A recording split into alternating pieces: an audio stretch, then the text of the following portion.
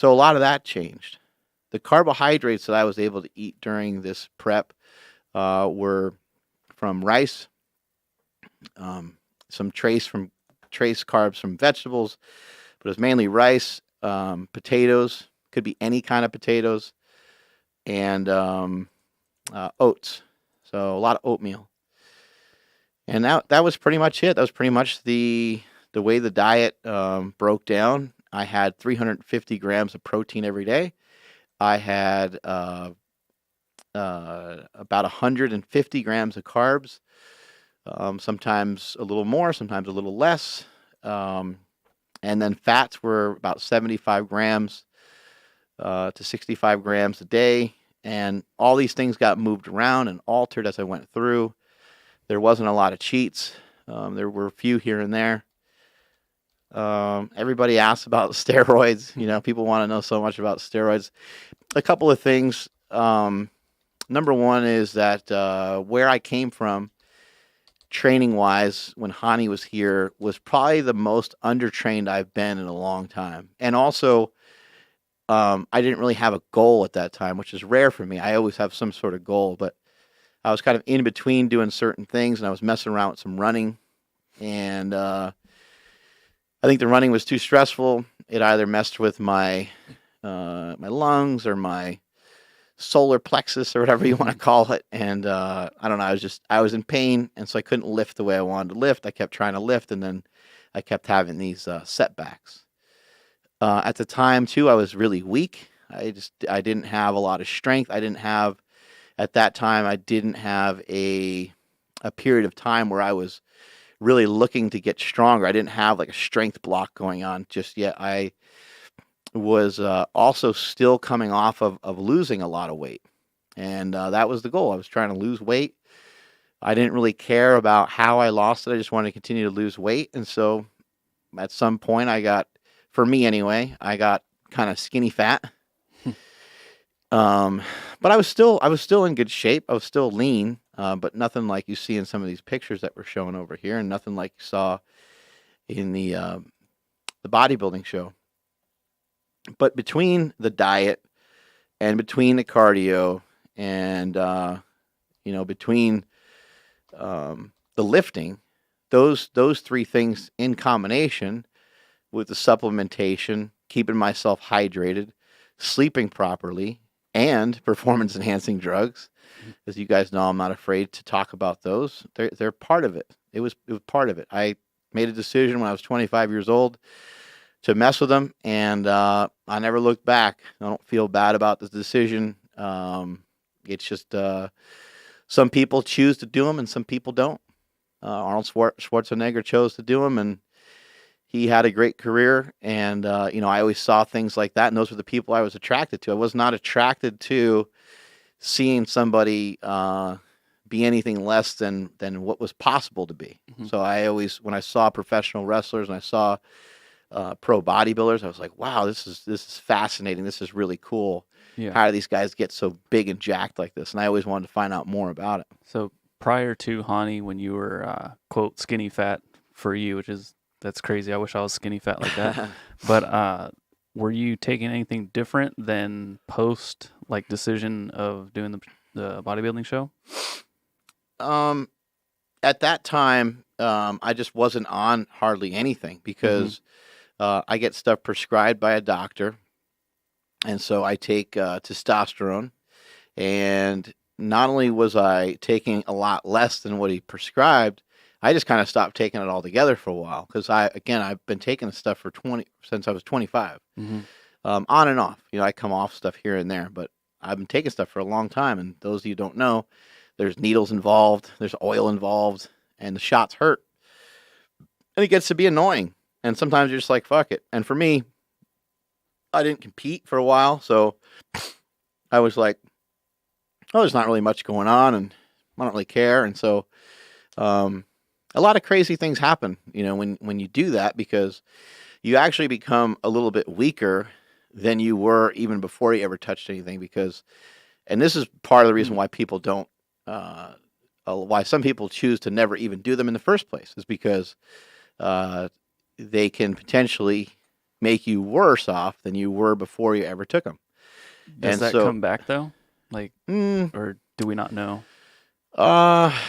if it can, yeah, I mean, it can. I mean, you can, if you came off them for a while, then yeah, it would. And I've had that happen before too. When I had Quinn, I was off them for about 2 years, and yeah, my strength started to come back. Oh, okay. Still able to squat, bench, and deadlift pretty heavy. But initially, the drop was like, whoa. It started going way down because your body weight goes down, and you're also at risk of injury because your body's going through a lot of crazy changes. But then your natural testosterone starts to kick back in, and everything's kind of back to normal. But as many people know, powerlifters utilize performance enhancing drugs, and bodybuilders do as well, and they usually pick different things. Powerlifters are going to take things that make them big and strong, and regardless of whether they're bloated or real big and heavy or not. And maybe a bodybuilder might use some of those similar things in an off season to get really big. There's not a ton of reason to talk about all the different names of them just because there's so many, but typically in powerlifting, you'll see people use testosterone, they'll use DECA, they'll use Dianabol, and for some people, it just sounds like I'm just speaking another language, and for some of you, you're understanding what I'm saying. I don't know why these recipes are the way they are, but this is what people have done for a long time. And then when it comes to bodybuilding, you want to take things that don't cause, as like in powerlifting, you don't really care if you take something that makes you produce estrogen, because estrogen will get you bigger as well. In bodybuilding, it's kind of a problem because it can make you hold water, and it can make you look you're not going to be as defined. So in bodybuilding, you hear people talk about trenbolone. There's different forms of trenbolone, Masteron, there's Winstrol. There's all these different things that are like hardening tools. Now, here's where things get out of control. These hardening tools don't do anything for you if you're not doing anything. So that's where I think people are kind of misled. They just think that you can just take this stuff and you can just kind of close your eyes, and that some crazy things are going to start happening to your body. And that's definitely not the case. People that take stuff train really hard, and people that don't take stuff train really hard. I've also seen people that are natural that train like shit and don't train hard, and I've also seen people that take stuff and they throw it away. They're wasting their money because they're not putting their time in.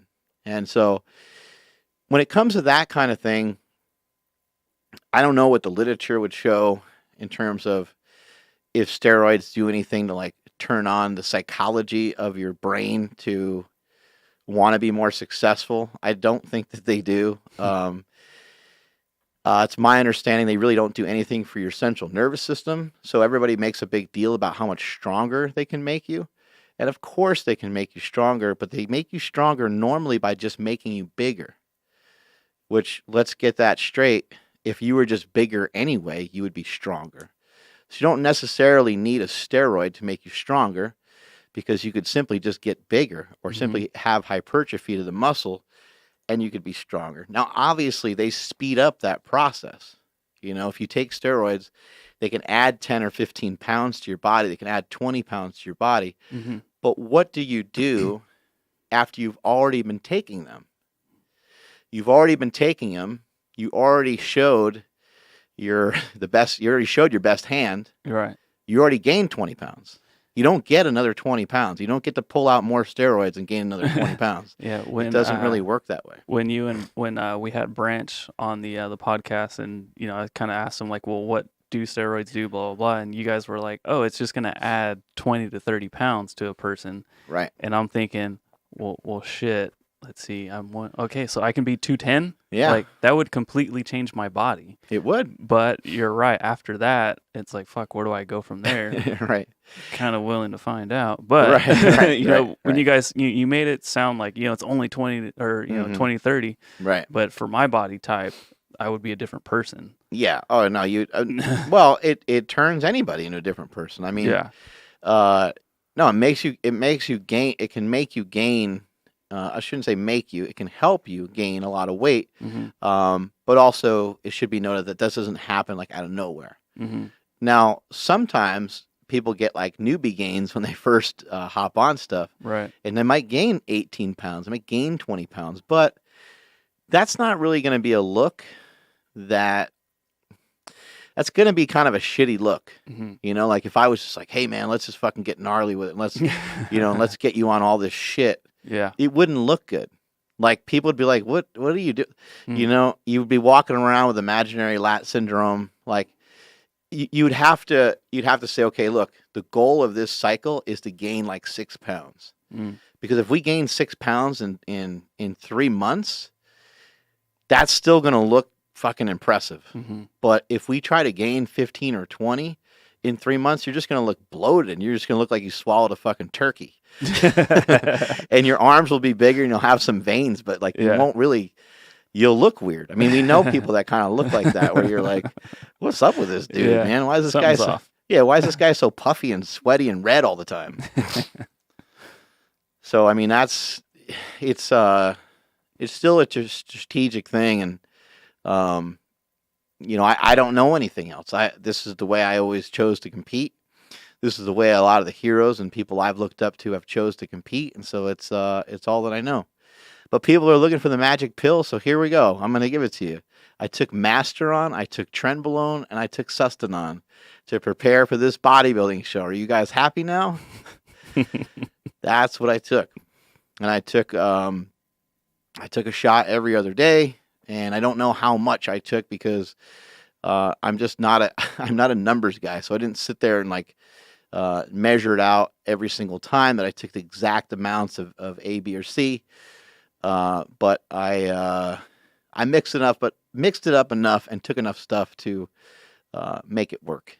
I took less stuff than I did in my powerlifting career. When I was powerlifting, I took more stuff in the past. And you know, I do get asked a lot about steroids. People ask me a lot about, you know, they'll say, oh, you know, I'm 25 and, you know, I want to be bigger. And they're basically asking like for permission. You know, they're asking for permission to, you know, hey, should I give them a shot? And when somebody asks me like in person, I almost always talk people out of it because there's really, it's a life decision. It's a life decision. And there's a lot of things that you got to check out first before you go down that path. Who else lives with you? Who else lives in your household? You know, you're still living with mom and dad.